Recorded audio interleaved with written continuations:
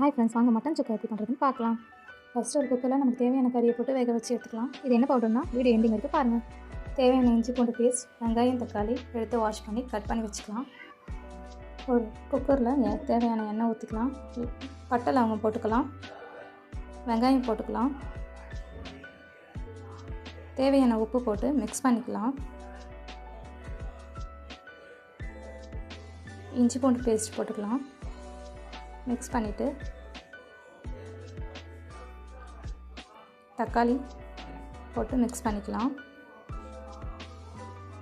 வேக வச்ச கறியை போட்டுக்கலாம், போட்டு நல்லா மிக்ஸ் பண்ணிக்கலாம். மஞ்சள் தூள், மிளகாய் தூள் கொஞ்சம் போட்டுக்கலாம். தண்ணி ஊற்றிட்டு 4 விசில் வந்ததும் குக்கர் ஓப்பன் பண்ணி நம்ம அரைச்சி வச்சிருக்க அந்த பவுடரை இதில் போட்டு மிக்ஸ் பண்ணி எண்ணெய் தெரிஞ்சு வந்ததும் ஆஃப் பண்ணிக்கலாம். நம்ம பவுடர் வச்சிருந்தோம்னா அது ஒன்றும் இல்லை, காஞ்ச மிளகாய், மிளகு, சீரகம், தனியா போட்டு ட்ரை ரோஸ்ட் பண்ணி அரைச்சி வச்சிருக்கோம். வீடியோ பிடிச்சிருந்தால் லைக் பண்ணுங்கள், கமெண்ட் பண்ணுங்கள், சப்ஸ்கிரைப் பண்ண மறக்காதீங்க.